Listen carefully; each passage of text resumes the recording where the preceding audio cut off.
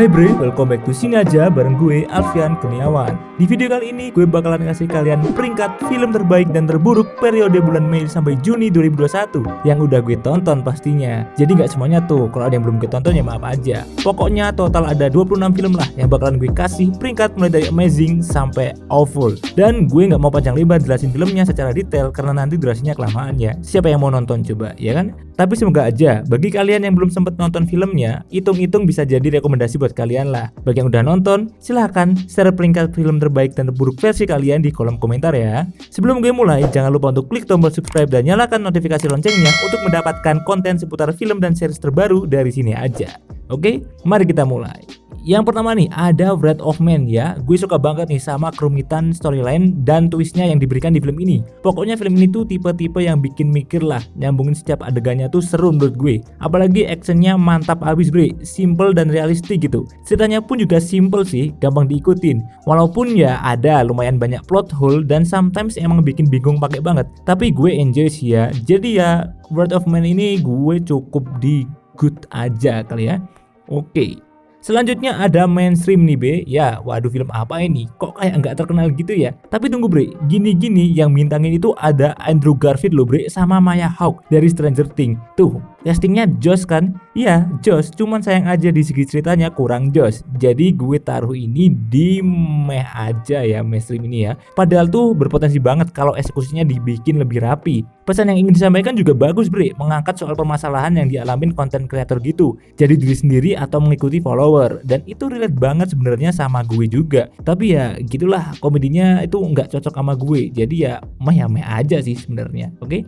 Next ada film Monster nih ya, gue taruhnya di good ya. Gue suka film ini, mengangkat rasisme sama sikap keadilan terhadap black people gitu. Dan monster di sini tuh maksudnya monster dalam diri kita, Bri. Pesannya itu dapat banget ke gue, apalagi konsepnya juga fresh, sinematografinya juga keren habis. Cuman sayang aja nih, konfliknya itu terlalu datar menurut gue ya. Di pertengahan film sampai akhir tuh datar aja gitu. Jadi ya kurang aja lah pokoknya ya.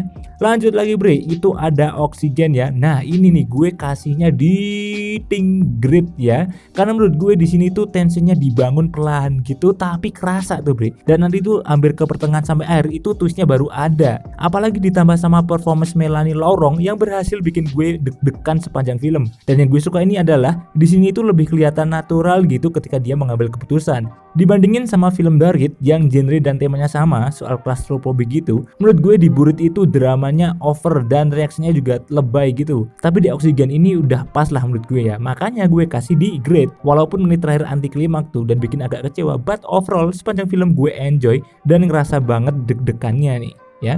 Terus lanjut lagi nih, The Woman in the Window nih ya. Gue taruh film ini di level oke aja. Sebenarnya gue suka sama misteri yang dibangun di film ini. Yang mana yang imajinasi dan yang mana yang realita. Itu bikin gue mikir ya. Gue suka sebenarnya karena itu tipe-tipe film yang gue suka. Cuman sayang aja nih bre, kurang rapi dibandingin sama film The Father yang menang Oscar tahun kemarin nih, kategori Best Adapted Screenplay. Itu jauh beda lah. The Father itu rapi banget dan eksekusinya gila, keren walaupun durasinya cuma bentar doang. Di sini itu eksekusinya kurang bre, apalagi element of surprise-nya itu terkesan mendadak di paruh ketiga. Dan ya ini tuh sepertinya melewatkan peluang yang besar banget sih kalau dilihat dari castingnya yang bintang atas semua ya. Amy Adams, Gary Oldman, Julianne Moore yang kurang digunakan dengan maksimal ya. Ya sayang banget ya bre.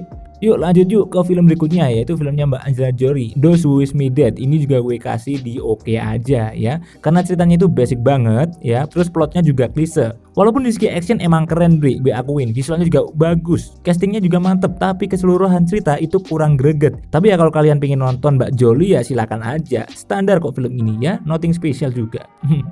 Lanjut lagi ke filmnya Zack Snyder, yaitu Army of the Dead ya, dimana memang menang di segi actionnya, tapi di segi ceritanya itu nggak banget ya, inkonsisten gitu, banyak plot hole-nya juga. Itu nggak ganggu banget sih sebenarnya. Tapi gue terhibur sih jujur, karena ini film esensinya emang buat hiburan kan ya. Walaupun dari durasi kebajangan juga sih sebenarnya ya, terlalu bertele-tele di awal. Mau masuk inti cerita aja lama banget. Terus pengembangan karakter juga nggak ada peningkatan, malah jatuhnya sebel sama beberapa karakter yang merepotkan dan nggak ada gunanya gitu ya. Jadi ya peringkatnya ini karena gue terhibur ya, gue kasihnya oke atau good ya. kasihnya good aja ya. Udah lebih dari cukup kok ya, karena visual zombinya sama actionnya itu udah keren kok ya. Jadi naiklah, nggak usah oke ya, tapi good. Lanjut nih, ada film Cruella yang dibintangi oleh Emma Stone nih. Ada juga Emma Thompson sama Emma komplek ya. Malah jadi bercanda anjir. Oke, fix ya, ini Cruella ini great lah bre, harus ini great karena bener-bener gue suka banget sama visual yang diberikan. Gue bahkan memprediksi nih Cruella ini bakal masuk nominasi Oscar tahun depan di kategori Best Costume Design sama Best Makeup and Hairstyling. Itu memang harus masuk sih menurut gue, karena emang sekeren itu bre, Oscar worthy pokoknya fashionnya itu. Nah, untuk segi ceritanya sih mirip Joker tapi rasa Disney ya bre, temanya juga sedikit gelap. Overall gue menikmati banget film ini bre. Ada kekurangannya pasti ada dong, tapi itu minor sih karena ketutup sama rasa enjoy-nya, jadi nggak masalah. Oke, lanjut bre, A Quiet Place 2. Ini great, amazing, good aja ya.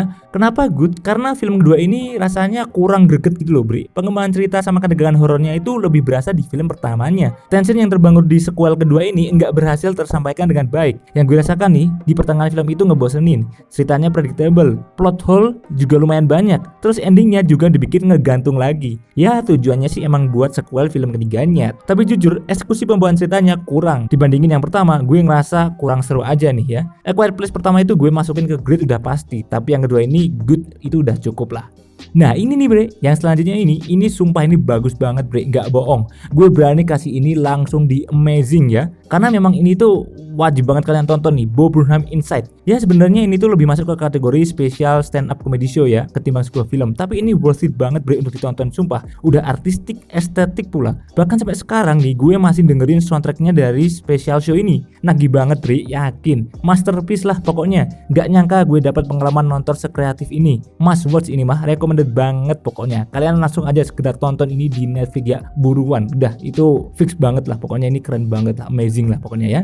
Nah itu tadi peringkat film-film di bulan Mei ya. Kalau pengen lebih tahu detailnya bisa cek video reviewnya dengan klik anotasi di pojok kanan atas video ini ya. Udah gue rangkum tuh yang bulan Mei. Oke, yuk sekarang kita lanjut ke film yang tayang di bulan Juni ya. Pertama ada Karnaval nih bre, ada Karnaval. Ini langsung aja masuk ke peringkat awful aja lah ini ya. Karnaval itu ceritanya generik banget bre, bahkan kalian bisa tebak jalan ceritanya mau dibawa kemana dan endingnya bakal kayak gimana. Gue kasih bocoran aja nih ya, sinopsisnya itu setelah putus dari pacarnya, seorang influencer bersama ketiga temannya berlibur dan berpesta di karnaval, di mana dia belajar bahwa hidup bukan sekedar sosial media aja. Gimana? Bisa nebak endingnya kan? Bisa banget sih, karena memang basic banget ceritanya bre, nothing new sih. Jadi ya udahlah, awful aja ya.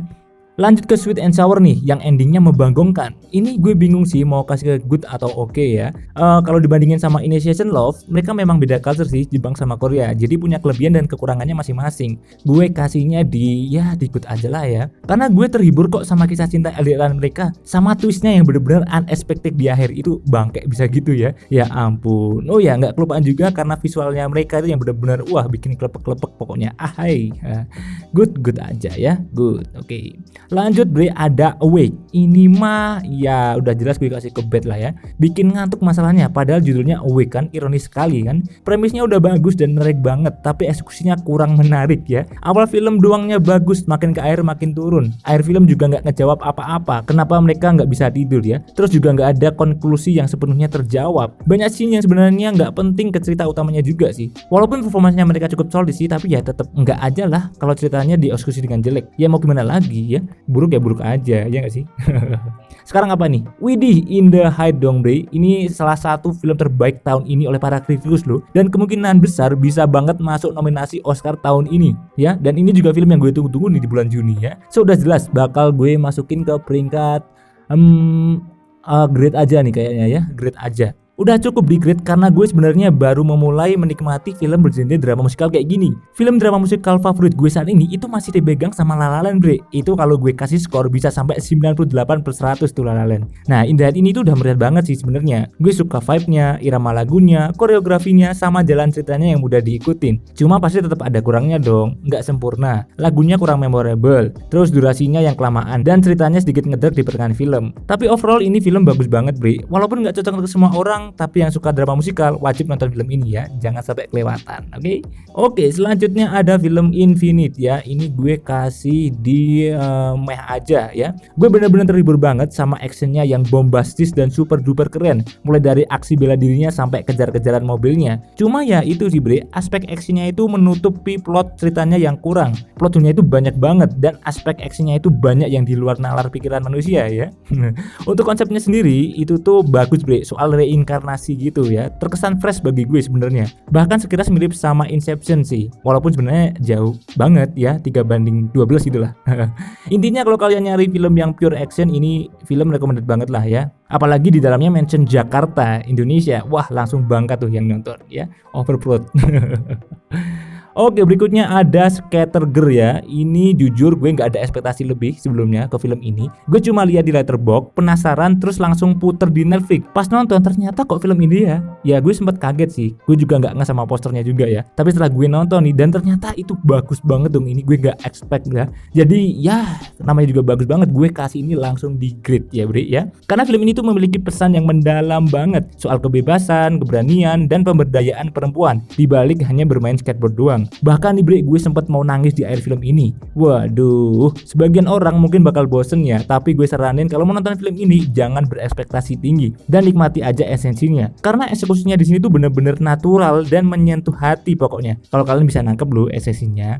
Oke, lanjut bre ke film berikutnya yaitu The Misfit ya. Aduh, ini mah langsung aja awful ya. Karena di sini tuh terlalu banyak plot kebetulan yang terjadi dan itu terkesan nggak cerdas bre. Kesannya jadi ngasal, random banget. Contohnya nih, bapak-bapak nabrak cewek pas lagi jalan, terus ngobrol tuh mereka. Gelagatnya sih bapaknya mau deketin ceweknya gitu. Ternyata cewek itu tuh anaknya. Lah, datang dari mana plot seperti itu? Nah itu, makanya ngasal seperti itu. Terus rencana pencuriannya juga kelihatan mulus banget bre, tanpa hambatan. Dengan konsep cerita mirip Robin Hood, endingnya juga bisa ketebak. Ya, eksekusinya benar-benar seadanya lah. Esensi film ini emang menghibur, tapi banyak yang lebih bagus daripada inilah ya. Skip aja bre. Nanti ada kok film setipe gini yang cukup worth it untuk ditonton.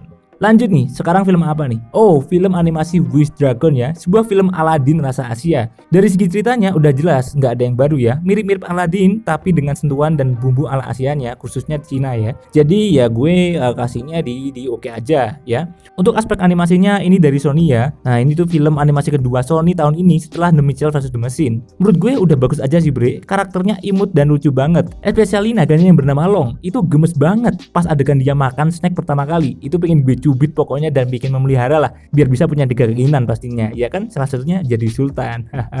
Ya overall not bad sih ya bre, menghibur banget kok, cocok ditonton bareng keluarga ini mah ya. Nah oh ini Hitman's Wife Bodyguard, ini yang tadi gue bilang film hiburan yang tetap worth it untuk ditonton walaupun aslinya jelek ya. Film ini tuh boleh gue definisikan sebagai film yang bener-bener berantakan, bodoh, bahkan sampah bre. Kalau aja jajaran castingnya itu nggak mantep-mantep. Coba kita lihat, ada Ryan Reynolds, Samuel L. Jackson, Salma Hayek, Antonio Banderas, bahkan Morgan Freeman. Gila nggak tuh castingnya kan? Mantep. Chemistry mereka juga terbangun cukup bagus di sini. Pokoknya film ini bener-bener menghibur pakai banget bre. Kalian bakal ketawa sepanjang film karena komedinya yang bikin geleng-geleng kepala. Actionnya itu sebenarnya murahan bre, tapi berhasil menutupi plotnya yang berlebihan dan penulisan ceritanya yang buruk. Jadi ya, gue terhibur banget sih. Jadi gue kasihnya di oke aja. Next ada Ali dan Ratu-Ratu Queen ya. Ini bakal gue kasih di peringkat good aja ya, nggak sampai great. Karena dasarnya film ini tuh basic film Indonesia banget ya, yang ceritain cerita pergi ke luar negeri dan tinggal di sana dengan sentuhan humor yang khas komedi Indonesia juga. Thanks to Ratu-Ratu Queen yang menghidupkan suasana di film ini pokoknya ya. Gue cukup menikmatinya sih, walaupun gue ngerasa nggak ada yang baru di sini. Tapi jujur aja, emotional ride-nya kerasa banget. Walaupun ya loncatnya termasuk cepet sih, dari ketawa tiba-tiba sedih, tiba-tiba ketawa lagi. Ya mantep sih. Performance Iqbal sama yang lain udah solid di sini. Nah kalau kalian gimana nih? Tetap di good atau naikin di grade? Ya kalau gue sih good aja sih udah cukup. Lanjut ke Fatherhood nih. Nah ini gue masukinya di peringkat oke aja lah ya. Gue suka sama performance Kevin Hart di sini. Sebagai seorang bapak-bapak single parent yang harus merawat anaknya yang masih kecil, itu ngebuat gue merasakan susahnya jadi seorang bapak-bapak single parent B. Ya memang benar, kita butuh sosok seorang ibu dalam kehidupan sehari-hari. Fix, no debat. Oke, terus di sini bre, Father itu juga komedinya pasti ala-ala Kevin Hart juga. Aspek ceritanya itu juga simple dan kelihatan natural, ngalir gitu aja. Overall gue nikmatin jalan cerita yang disuguhin di sini bre. Standar banget pokoknya ya. ya. Jadi sih oke aja udah cukup. Terus lanjut bre, ada Luca bre, film terbaru Disney Pixar yang penuh warna dan makna. Dan beredar juga berita kalau film ini mengangkat soal LGBTQ, soal gay gitu lah. Waduh, gue pas nonton ini malah nggak nangkep sampai ke situ loh bre. Ya gue liatnya basic pertemanan antara dua cowok aja, Alberto sama Luca. Walaupun di sini ada kecemburuan Alberto ngelihat kedekatan Luca sama Julia, ya itu cemburu teman biasa lah ya, nggak sampai ranah gay juga. Ya kalau mau dibikin konspirasi dan nyambungin detail-detail kecil, pasti nemu hal yang berkaitan ke arah situ sih. Tapi enggak kok, ini film ramah banget ditonton bareng keluarga. Walaupun aspek pesan moral dan emosionalnya itu nggak senendang film Pixar lainnya, tapi recommended kok bre, ya. Iya, ini gue kasih peringkatnya di good aja lah, udah cukup, oke? Oke, lanjut ada film sensor nih ya. Ini merupakan tipe film festival yang jarang disukai sama pasar. Rilis pertama kali tanggal 28 Januari 2001 di Sundance Film Festival dan rilis secara global 18 Juni yang bisa kalian tonton di tempat kalian masing-masing ya. You know what I mean lah. Sensor ini sebenarnya film horor yang unik, pakai banget bre, dan terkesan artsy gitu. Penuh seni lah, artistik gitulah ya. Dari segi penulisan ceritanya, narasinya, sinematografinya, dan twistnya itu keren sebenarnya. Film horor yang disturbing dah menurut gue, dan pengalaman menonton yang cukup fresh bagi gue sih sebenarnya. Cuman sayang aja nih di gue itu feelnya nggak begitu dapat. Jadi ya sensor ini di oke aja lah ya. Gue berusaha untuk menyukai film ini tapi ya mentok aja di situ. Nggak naik ke good, nggak turun ke meh ya. Oke aja udah cukup. Next up ada Good on Paper. Ironisnya judulnya mempresentasikan apa yang gue rasakan. Karena film ini emang bagusnya ditulis di dalam bentuk kertas aja. Film ini tuh film komedi ya bre, yang dibuat stand up komedian Iliza Schlesinger. Jadi kalau di Indonesia tuh contohnya film Cak Tuku Sebelah gitu ya, yang buat Ernest Prakasa. Good on Paper ini pas dieksekusi di film jatuhnya cringe gitu loh bre. Ceritanya terlalu melebar kemana-mana, walaupun berdasarkan kisah nyata, tapi penulisan skripnya itu menurut gue kurang menarik untuk diikutin. Berasa pernah lihat atau enggak tahu ceritanya itu mau dibawa kemana gitu loh bre. Jadi ya Good on Paper ini masuknya ke bad aja ya. Selanjutnya ini ada The Ice Road yang dibintangi oleh Liam Neeson. Gue suka sebenarnya film Ice Road ini ya. Ada sisi mengharukannya, aspek actionnya juga lumayan mantap dan bikin deg-degan. Apalagi ditambah visual sama production desainnya yang keren abis. Jalan tipis yang terbentuk dari es, wadaw. Kalau kelebihan muatan bakal retak, itu ngeri banget bre, yakin. Bisa memakan korban jiwa beneran. Cuman ya sayang aja ya, di Ice Road ini penulisan cerita sama naskahnya kurang maksimal. Konflik demi konflik itu selalu dimunculin sepanjang film, tapi rasanya nggak ada yang meningkat ya, datar aja. Jadi kesannya ya bosan aja sih. Gue kasih di Ice Road ini di meh aja ya, udah cukup di meh aja itu. Nah ini yang terakhir nih bre, ada film False Positive dari A24 Film. Gue lihat logo A24 aja udah sempet mikir bakal keren loh ini filmnya. Karena terakhir gue nonton film A24 itu Minari, dan gue suka banget tuh Minari ya. Peringkat amazing bisa banget tuh Minari di sini ya. Terus sama film yang gue tunggu-tunggu itu bulan Juli ini ada film fantasi The Green Knight yang tayang tanggal 30 Juli, itu juga dari studio A24 Film. Nah ini nih film False Positive ini itu nggak great juga nggak good ya. Ini langsung aja gue kasih di bad malahan ya. Kenapa gitu? Konsepnya di sini tuh udah bagus benernya bre, rasanya gelap, misterius, sama ngangkat soal psikologi gitu. Performa juga udah cukup menjanjikan, tapi untuk ceritanya ya ini nggak dibangun dengan baik bre. Plotnya juga nggak menarik, naskahnya menurut gue datar dan transisinya berantakan. Dan film ini itu kerasa 2 kali lebih lama dari durasi sebenarnya bre. Kalau aja nih ya bre, disutradarain sama sutradara yang much better, mungkin filmnya juga bisa much better. Ya overall sih gue bosen nonton film ini ya. Disayangkan banget padahal film A24. Nah inilah peringkat film terbaik dan terburuk periode bulan Mei dan Juni yang udah gue tonton ya. Bakal ada pertanyaan nih, kok nggak ada Conjuring 3 sama F9 Min? Ya maaf aja ya, gue belum ngikutin keseluruhan franchise dari kedua film itu. Jadi gue nggak bisa ngasih pendapat secara mendalam dan nggak tampilin di sini ya. Tapi ya nggak apa-apa kan ya. Nah sekarang gue mau ngurutin lagi nih peringkatnya ya. Di Awful, ini Misfit udah yang terburuk ya. Carnival oke, ini udah menuju bad. Awake, Good Paper positif, oke udah. Di sini tuh masih bagusan Invite lah. Dia mau ke oke ya, ini Invite ya. Habis itu Ice Road baru mainstream. Yang di oke itu Wish Dragon itu udah mau masuk ke ranah good ya. Habis itu baru Woman in the Window, Those Wish Me Dead. Ya ini udah pas nih, udah bener nih ya. Terus di good nih, ini Luka lah. Luka ini udah keren banget nih ya. Mau ke grid tapi ya udah cukup segitu aja. Ini bener. Terus ada ya ini Quiet Place dulu, Army of the Dead ya, habis itu Monster, lalu alih-alih Queen itu di sini ya, Sweet and Sour itu di akhir. Nah yang great ini In the Heights lah yang paling atas ya. Ya ini benar-benar mau menuju amazing nih, tapi enggak lah, great aja udah cukup. Lalu ada Cruella baru habis itu Scatter Girl sama Oxygen, yang di atas baru Inside dari Bob Burnham ya. Nah inilah penampakan akhirnya ya bre. Yang paling atas amazing ada Bob Burnham Inside. Ini film bulan Mei yang wajib kalian tonton pokoknya ya. Terus bulan Juninya ini yang paling tinggi adalah In the Heights ya, itu udah great di sini ya. Disusul sama film-film lainnya. Nah, ini silakan tonton bagi yang belum nonton ya. Dan untuk film-film yang di bawah sini nih, yang buruk itu bukan berarti gue membencinya ya, Bre. Cuman masanya kurang aja. Jadi gue harapnya nggak ada yang komen, bisanya kritik aja lo, bikin film bisa nggak? Nah, itu jangan komen kayak gitu ya. Bagus jeleknya film itu semua kembali ke selera dan personalitas masing-masing. Jadi beda pendapat lumrah aja. Oke, terima kasih bagi kalian yang udah menonton sampai detik ini. Gue apresiasi banget waktu yang udah kalian sempatkan untuk menonton video ini sampai akhir. Tunggu juga video peringkat film terbaik dan terburuk periode bulan Juli 2021 bulan depan ya, Bre. Di sini aja. Oke, jika kalian suka konten ini jangan lupa klik tombol like-nya, komen dan juga subscribe bagi yang belum subscribe. Thanks for watching. Sekian dari gue Alvan Kurniawan and see you on the next video. Bye.